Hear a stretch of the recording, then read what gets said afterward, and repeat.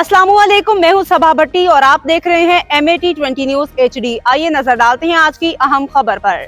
पिंडी भटियां से खबर शामिल करते हैं अपने तहसील रिपोर्टर जुल्फिकार अली भुट्टा की रिपोर्ट के मुताबिक पिंडी भटियां डिस्ट्रिक्ट हाफिजाबाद पुलिस में कांस्टेबलान लेडी कांस्टेबलान की असामियों पर भर्ती का अमल जारी।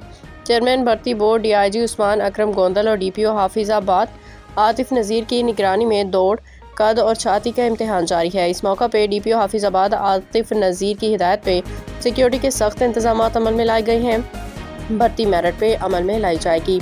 पुलिस में कांस्टेबलान लेडी कांस्टेबलान की सीटों पे भर्ती का अमल जारी। भर्ती के अमल को चेयरमैन भर्ती बोर्ड DIG उस्मान अकरम गोंदल और DPO हाफिजाबाद आतिफ नज़ीर और डॉक्टर खदीजा उमर मॉनिटर कर रहे हैं।